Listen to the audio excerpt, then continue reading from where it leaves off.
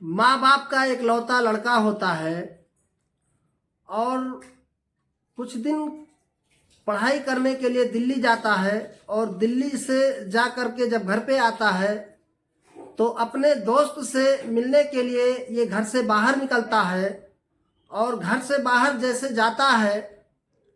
तो वहाँ जाने के बाद 2 दिन 3 दिन गुजर जाता है और उसका मोबाइल अचानक स्विच ऑफ हो जाता है।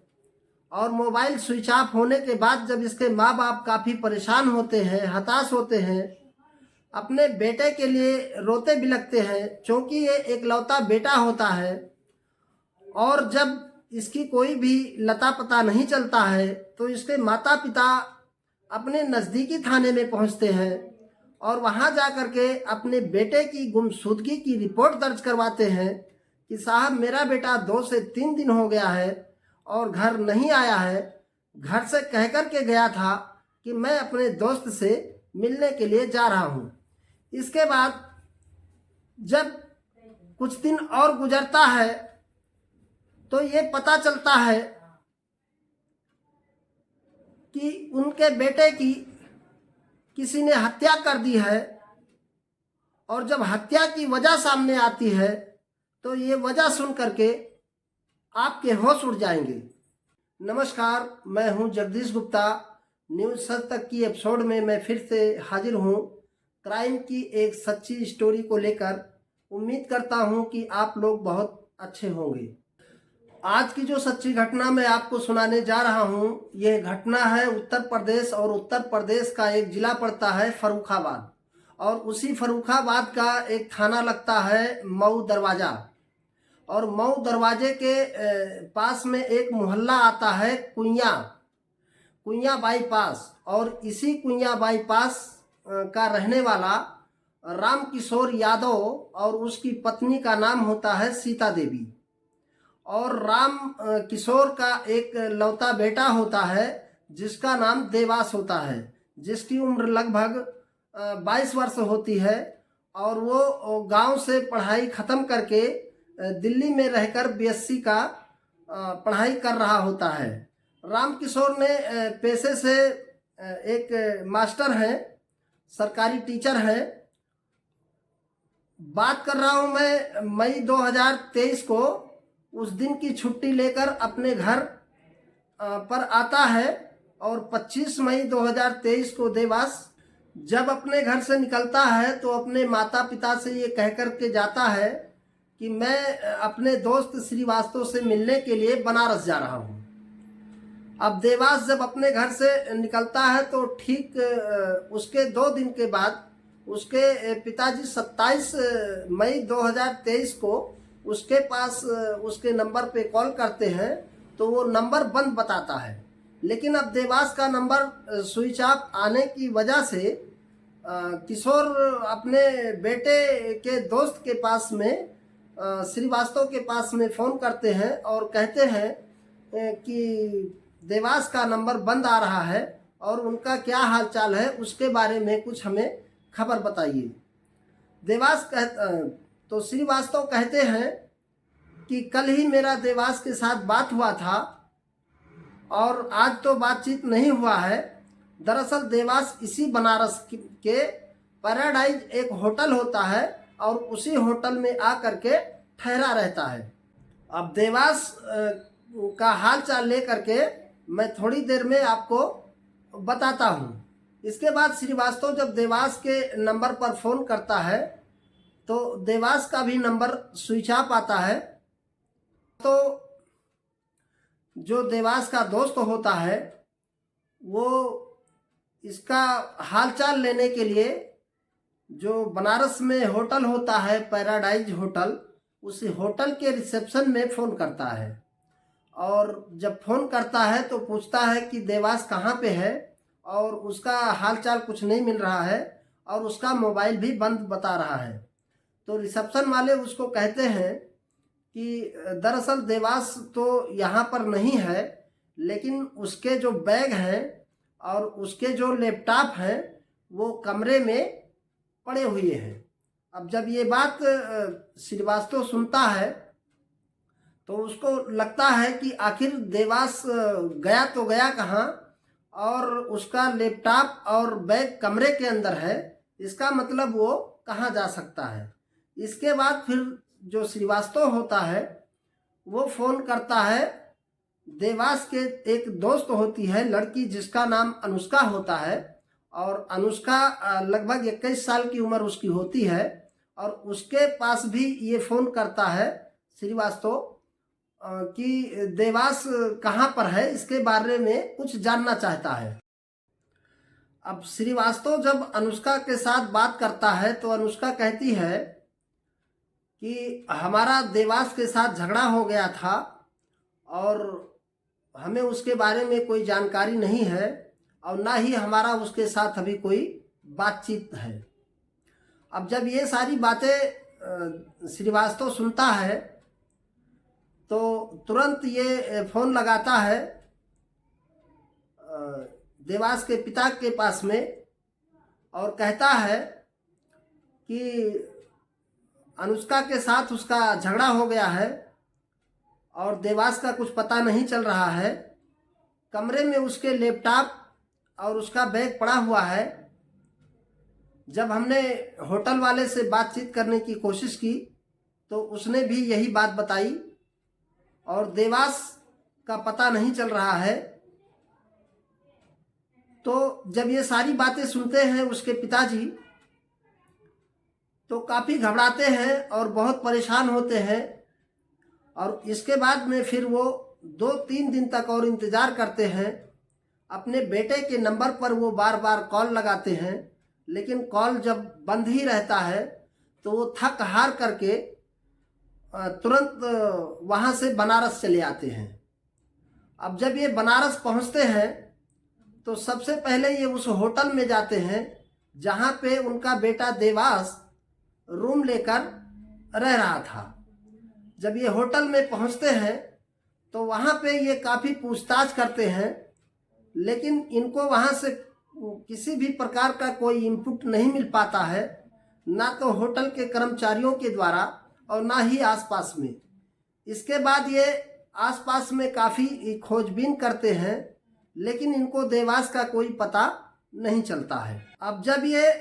काफ़ी खोजबीन करते हैं, देवास का कुछ पता नहीं चलता है, तो थक हार के राम किशोर अपनी पत्नी को लेकर के भेलूपुरा एक थाना होता है और वहाँ पर चले जाते हैं, और थाने में जा कर के अपने बेटे के नाम से एक गुमशुदगी रिपोर्ट दर्ज करवा देते हैं। लेकिन वहाँ पे ये रिपोर्ट तो दर्ज करवा देते हैं, बट पुलिस इनकी को इस पर कोई भी कार्रवाई नहीं करती है और ना ही देवास को खोजने की कोशिश करती है। इसके बाद फिर ये काफ़ी परेशान होते हैं, और वहाँ से डायरेक्ट जो लड़की अनुष्का होती है, दरअसल इसका जो घर होता है वो कानपुर होता है, तो ये वहाँ से निकल करके सीधा अनुष्का के घर पहुँच जाते हैं, और घर जाने के बाद में अनुष्का के साथ बातचीत करते हैं और पूछते हैं कि देवांश का क्या हालचाल है, या देवांश कहाँ मिला था, कैसे क्या है, उसके बारे में ये कुछ जानकारी चाहते हैं। लेकिन अनुष्का डायरेक्ट यही कहती है कि मुझे उसके बारे में कुछ नहीं मालूम है, और ये उनको कुछ भी चीज़ बताने से इनकार करती है। हालांकि ये सारी बातें जब अनुष्का बताती है तो वहीं पे उसके जो घर वाले होते हैं अनुष्का के, उसके माता पिता और उसके जो चाचा होते हैं,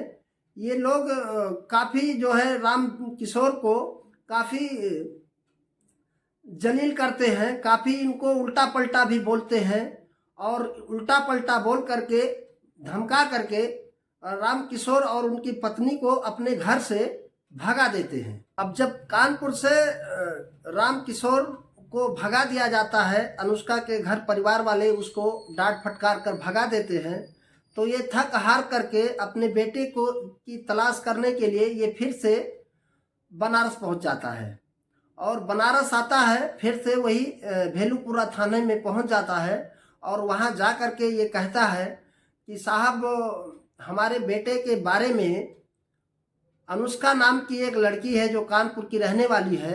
और इसके बारे में ये कुछ जानती है और हमें इसके ही ऊपर कुछ शक है। और हम उसके घर गए थे हमारे बेटे के बारे में कुछ पूछने के लिए, लेकिन उसके घर वालों ने हमें जलील भी किया, डांटा फटकारा और लड़के के बारे में तो कुछ बताने के बजाय बल्कि हमको बहुत काफ़ी जलीलात किया और हमको घर से भगा दिया। उसके चाचा और उसके पिता अनुष्का के, ये दोनों लोगों ने मिलकर मेरे साथ बहुत गलत किए हैं और मुझे भगा दिए हैं। अब थाने में राम किशोर के कहने पर अनुष्का, सौरव तिवारी और उसके चाचा सौजन्य तिवारी, ये तीनों के नाम से नामजद मुकदमा दर्ज कर लेती है पुलिस। इसके बाद दर्ज करने के बाद में, लेकिन मुकदमा तो दर्ज हो जाता है लेकिन कार्रवाई नाम पर जीरो हो जाता है। कार्रवाई बिल्कुल कुछ नहीं करती है। अपना घर द्वार छोड़ करके कभी कानपुर तो कभी बनारस तो कभी कहीं अपने बेटे की तलाश में घूम रहे हैं, लेकिन पुलिस भी मुकदमा दर्ज करने के बाद भी इनके ऊपर ना तो कोई कार्रवाई करती है और ना ही देवास को ढूंढने की कोशिश करती है। अब इन लोगों को ऐसा लगने लगा है कि शायद अब देवास हमें नहीं मिल पाएगा। जाते हैं तो इनकी मुलाकात वहाँ पर एक सीमा चौधरी नाम की महिला से हो जाती है, जो युवा फाउंडेशन की कार्यकर्ता होती हैं, और ये अपनी बात सारी उनको बताते हैं और सारी बात बताने के बाद ये भी कहते हैं कि हमने जो है पुलिस में मुकदमा भी दर्ज करवा दिया है और हम कानपुर भी होके आ गए हैं, लेकिन हमारे बेटे का कहीं कोई पता नहीं चल रहा है। तो जब ये सीमा चौधरी इन सारी बातों को सुनती हैं तो इनको ले करके ये तुरंत जो है थाने में पहुंचती हैं और थाने में पहुंचने के बाद में ये काफ़ी प्रेशर देती हैं और कहती हैं कि जैसे भी हो देवांश को आप लोग ढूंढने में इनकी मदद कर। अब जब पुलिस के ऊपर में दबाव बनना शुरू हो जाता है तो पुलिस सबसे पहले पैराडाइज होटल में पहुंचती है, जहां पे रिसेप्शन होता है, वहां पे जाके पूछताछ करती है देवांश के बारे में। तो वहां काफ़ी पूछताछ करने के बाद पुलिस को वहां से कोई इनपुट नहीं मिल पाता है। इसके बाद फिर काफ़ी सीरियस होती है पुलिस और होने के बाद जो इनकी जांच है उसको अब थोड़ा अलग एंगल से चालू कर देती है और देवांश का जो कॉल डिटेल होता है उसको निकालना शुरू करती है। तो जब देवांश का कॉल डिटेल ये निकालती है पुलिस, तो उसमें बहुत सारे इस तरह के मामले निकल करके आते हैं कि ये और भी ज़्यादा पेचीदा होने लगता है, और भी ज़्यादा ये मामला उलझने लगता है। उसके बाद फिर जो आखिरी कॉल निकलता है वहाँ से उस मोबाइल से, तो आखिरी जो कॉल हुआ था वो अनुष्का शर्मा के मोबाइल से हुआ था और उसी के साथ में आखिरी कॉल बात हुआ था। फिर जब पुलिस को पता चलता है कि आखिरी कॉल अनुष्का शर्मा से हुआ था तो पुलिस तुरंत अनुष्का शर्मा को जा कर के अपने कस्टडी में लेती है और सीधा कस्टडी में लाने के बाद में थाने पर लाकर उसके साथ पूछताछ शुरू कर देती है। इसके बाद जब थाने में लेके आती है तो पहले काफ़ी पूछताछ पुलिस जब करती है तो पहले नानुपुर बहुत करती है, लेकिन जब पुलिस का प्रेशर पड़ता है, काफ़ी दबाव बनता है, तो अनुष्का शर्मा जो बयान देती है या जो सच्चाई कबूलती है वो सुन करके आपके रोंगटे खड़े हो जाएंगे। अनुष्का कहती है पुलिस वालों से कि साहब देवांश का तो 27 मई 2023 को ही उसकी हत्या कर दी गई है, लेकिन अनुष्का का जब बात उसके माता पिता देवांश के सुनते हैं तो कहीं ना कहीं उन लोगों को अपने कानों पर यकीन नहीं हो रहा होता है कि आखिर ये सब मामला हुआ तो हुआ कैसे। अनुष्का शर्मा दरअसल कानपुर में अनुष्का शर्मा और देवांश दोनों 6वीं से लेकर के 12वीं तक दोनों एक साथ में एक स्कूल में पढ़ाई करते हैं और पढ़ाई करते करते दोनों काफ़ी कुछ करीब आ जाते हैं, दोनों में प्यार प्रसंग हो जाता है। और इस तरह से ये कुछ दिन तक चलता रहता है। उसके बाद जब ये लोग अपना 12वीं का पढ़ाई ख़त्म हो जाता है तो देवांश इधर 12वीं पास करने के बाद में दिल्ली चले जाता है और दिल्ली में जा कर के बीएससी में एडमिशन ले लेता है। और जो अनुष्का शर्मा होती है ये वहाँ से निकलती है जब कानपुर से, बनारस में हिंदू यूनिवर्सिटी में दाखिला ले लेती है और दोनों अलग अलग रहने लगते हैं। लेकिन समय धीरे से गुजरता रहता है और समय गुजरने के साथ साथ ये दोनों भले ही मुलाकात नहीं कर पाते हैं या पास में नहीं रहते हैं, लेकिन ये दोनों मोबाइल फ़ोन के जरिए काफ़ी बातचीत करते हैं और आपस में इन लोगों का काफ़ी प्रेम भी रहता है। जब ये मामला कुछ दिन तक गुजरता है तो जो अनुष्का शर्मा होती है ये बनारस में रह करके पढ़ाई करती है और देवांश दिल्ली में रहकर पढ़ाई करता है। लेकिन जिस तरह से बातचीत इन लोगों का पहले फ़ोन में होता था उस तरह से अब फ़ोन में बातचीत नहीं हो पा रहा है। लिहाजा अनुष्का शर्मा के लाइफ में कोई तीसरा व्यक्ति एंट्री कर चुका था। इसके वजह से अनुष्का शर्मा देवांश को टाइम अच्छा से नहीं दे पा रही थी। इसकी वजह से देवांश काफ़ी उलझा हुआ रहता था। ये तीसरा व्यक्ति का नाम होता है राहुल, जो कि जौनपुर के गोल बाजार का रहने वाला होता है। अब ये अनुष्का के ज़िंदगी में आ चुका था और इन दोनों के बीच में काफ़ी नज़दीकियाँ बढ़ने लगी और ये लोग आपस में बातचीत करने लगे। और जैसे जैसे इन लोगों का आपस में बातचीत होता था इन लोगों का अब प्यार बढ़ते जा रहा है। लेकिन देवांश के पास टाइम ना देने के कारण अनुष्का जब देवांश को टाइम नहीं दे पाती है तो देवांश काफ़ी परेशान होता है और वहाँ से इससे मिलने के लिए अपने घर से निकल पड़ता है बनारस आने के लिए। अब कहीं ना कहीं देवांश के दिमाग में एक ही बात चल रहा था कि हो क्यों ना हो अनुष्का शर्मा अब मेरे साथ बातचीत नहीं कर रही है।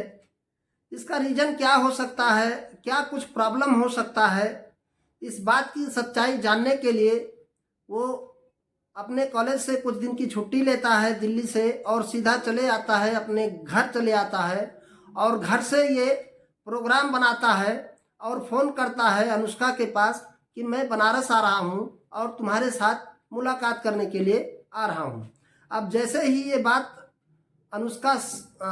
सुनती है तुरंत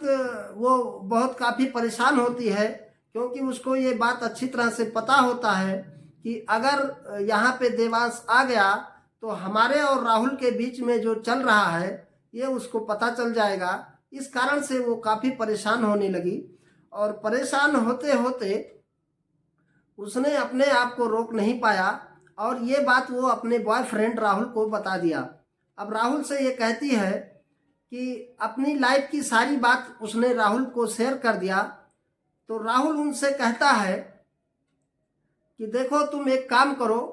तुम अब देवांश को ये बता दो कि हम एक दूसरे से प्यार करते हैं राहुल के साथ और अब तुम्हारे साथ हम नहीं हैं, इसीलिए तुमको यहाँ आने की कोई आवश्यकता नहीं है।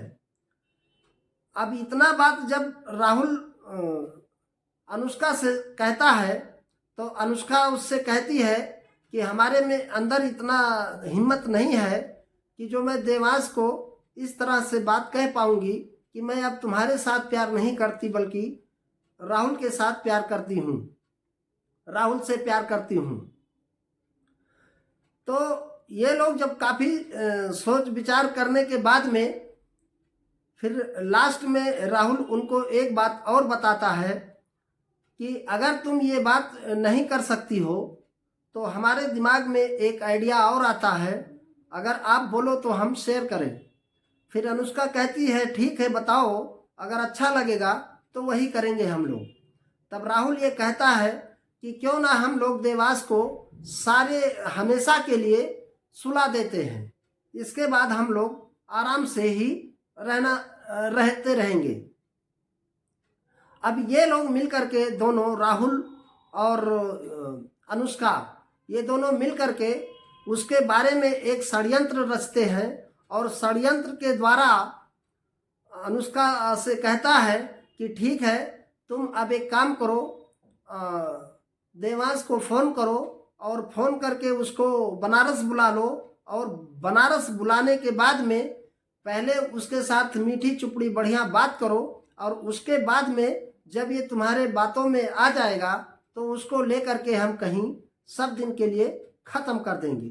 अब ये दोनों आपस में बातचीत करते हैं और बातचीत करके ये आपस में बात को फिक्स कर लेते हैं। अब बात ये आती है कि अनुष्का फ़ोन करती है देवांश को और कहती है कि ठीक है अगर तुम आना चाहते हो तो तुम आ जाओ और आने के बाद यहाँ बातचीत करेंगे। अब ये जब पहुँचता है, बनारस पहुँचता है, तो सबसे पहले वहाँ पे एक होटल लेता है, होटल में एक कमरा लेता है और उस कमरे में ये रुक जाता है, और रुकने के बाद अपने दोस्त श्रीवास्तव के पास जाता है और उनके साथ मुलाकात करता है, और मुलाकात करने के बाद में दूसरे दिन सवेरे अनुष्का उसको फ़ोन करती है और कहती है कि ठीक है आ जाओ और थोड़ा मिलने के लिए चलते हैं। उसके बाद देवास अपने रूम से निकलता है और वहाँ कुछ देर बैठ के बात करते हैं, और ये कहने लगता है कि मैं तुमसे बहुत प्यार करता हूँ, तुम्हारे बिना हम नहीं रह पाएंगे और तुम हमारे साथ इस तरह से क्यों करती हो, वगैरह बहुत सारी प्यार मोहब्बत की बातें आपस में करते हैं। तो अनुष्का कहती है कि हमारी पढ़ाई लिखाई बहुत काफ़ी चल रही है, इस कारण से हम आपको टाइम नहीं दे पा रहे हैं, और इसके लिए कुछ माइंड में मत लेना क्योंकि हमें टाइम ही नहीं मिलता है। इसके बाद फिर इसको विश्वास हो जाता है और कहता है चलिए ठीक है कोई बात नहीं है। फिर ये लोग ये बात करते करते शाम हो जाती है, और शाम हो करके ये अपने घर अपने होटल में चला जाता है और अनुष्का अपने घर चली जाती है। फिर सवेरे ये फ़ोन करती है अनुष्का और उसको एक जगह पे बुलाती है। अब एक 4 व्हीलर गाड़ी में पीछे की सीट पर अनुष्का बैठती है, बगल में देवास बैठता है, और सामने में शहदाब आलम एक व्यक्ति होता है जो राहुल का दोस्त होता है, और इस षड्यंत्र में भी उसको शामिल किया जाता है, और ड्राइवर होता है, ड्राइवर के बगल में शहदाब बैठता है। अब ये गाड़ी यहाँ से निकलती है। अब राहुल जो होता है वो इस 4 व्हीलर को फॉलो करते करते अपने स्कूटी से ये चंदौली की तरफ निकलता है। इसके बाद जब ये रास्ते में जाते हैं कुछ दूर, तो अनुष्का उसको पीने के लिए एक जूस देती है, देवांश को एक जूस देती है पीने के लिए, और जब ये जूस पीता है तो ये नशे में हो जाता है, और इस तरह से नशे में हो जाता है कि ये पूरी तरह से एकदम नींद में जैसा हो जाता है, जैसे कि वो किसी भी प्रकार का नशीली उसमें कुछ दवा वगैरह मिला दिया गया हो। अब गाड़ी वहाँ से बहुत रफ्तार में निकलता है। निकलने के बाद जैसे ही चंदौली पहुँचता है तो वहाँ पर ये देवास थोड़ा सा जग जाता है, जैसे कि जो असर होता है नशे का वो थोड़ा सा कम होने लगता है और ये जाग जाता है। उसके बाद फिर ये घबरा जाती है अनुष्का और सोचती है कि अगर कहीं देवास को इसके बारे में मेरी सच्चाई पता चल गया कि हम लोग इसको लेकर के जा रहे हैं किसी षड्यंत्र के तहत, तो मामला गड़बड़ हो जाएगा। लिहाजा ये लोग कहीं और दूर के प्लान में तो थे, लेकिन चंदौली के पास ही एक सुनसान जगह पर गाड़ी को रोक देते हैं और वहीं पर एक पेचकस निकालता है राहुल और ताबड़तोड़ उसके ऊपर वार कर देता है और घटना स्थल पर ही देवास की मृत्यु हो जाती है। इसके बाद ये लोग वहीं पर उसको छोड़ देते हैं और छोड़ने के बाद में ये लोग वहाँ से फिर से रिटर्न हो जाते हैं और आने के टाइम में रास्ते में जो मोबाइल होता है देवास का, वो एक ट्रक के ऊपर फेंक देते हैं, जो ट्रक दरअसल बिहार आ रही होती है। अब इसके बाद फिर जब ये सारी कहानी पुलिस वालों के सामने ये बताती है, अनुष्का वहाँ पे पड़ी होती है, वो चंदौली के ही पुलिस थाना में ये डेड बॉडी पहुँच जाती है देवास की, और वहाँ पे पंचनामा वगैरह करके डेड बॉडी को अपना कानूनी प्रक्रिया के तहत उसको कर दिया जाता है और पुलिस उस लाश को भी खोजने में जुटी रहती है। पुलिस कहती है कि हमें ये डेड बॉडी वहाँ पे मिला था और लाने के बाद उसका पंचनामा करके हमने अपनी सारी प्रक्रिया पूरा कर दी है और हम लोग इस चीज़ को पता करने की भी कोशिश करते हैं और हमारी जांच जारी है। लिहाजा देवास का शिनाख्यात हो जाता है और दोनों जगह की पुलिस आपस में बातचीत कर लेती है, देवांश का पता भी चल जाता है। अब इसके बाद अनुष्का के ही तहरीर पर उसके दोस्त राहुल और राहुल के दोस्त सद्दाम आलम को पुलिस अपने कस्टडी में लेती है और लेने के बाद में इन तीनों लोगों के ऊपर गंभीर धाराओं में मुकदमा दर्ज करके और इनको जेल भेज देती है। इस वीडियो के बारे में आप लोगों को क्या कहना है, आप हमें कमेंट बॉक्स में लिख सकते हैं। और एक चीज चलते चलते हम और आपसे कहना चाहते हैं दोस्तों, कि आपने जो कहानी अभी सुना है, इस कहानी से आप लोगों को सतर्क और जागरूक होने की ज़रूरत है। और हम लोगों का उद्देश्य भी यही है कि इस कहानी को सुन करके अपने जीवन में बहुत सारे ऐसे लोग हैं जो नव युवक हैं, वो काफ़ी उलझे हुए हैं। तो बस मैं आप लोगों से एक ही बात कहना चाहता हूँ कि किसी लड़की के चक्कर में पड़ करके तुम अपनी ज़िंदगी को बर्बाद मत करो, क्योंकि उस लड़की को एक नया दोस्त, एक नया बॉयफ्रेंड मिल तो सकता है, लेकिन तुम्हारे माँ को या तुम्हारे पिता को एक लड़का नहीं मिल पाएगा। इसलिए आप लोगों से गुजारिश है, अनुरोध है कि आप लोग इस वीडियो को ज़्यादा से ज़्यादा शेयर करें, ताकि समाज में इस तरह से फैले हुए जो अपराध हैं, जो अज्ञान है, उन तक ये मैसेज जाए और इस तरह की गलती कोई अपने लाइफ में ना करे। फिर मिलते हैं नेक्स्ट वीडियो में फिर से एक क्राइम स्टोरी को लेकर के। तब तक के लिए अपना ख्याल रखिए। जय हिंद, वंदे मातरम।